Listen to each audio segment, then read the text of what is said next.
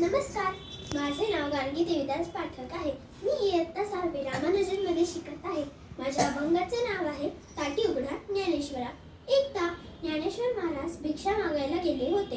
तेव्हा काही लोकांनी त्यांना चिडवले, त्यांची निंदा केली आणि काही अपशब्द सुद्धा वापरले.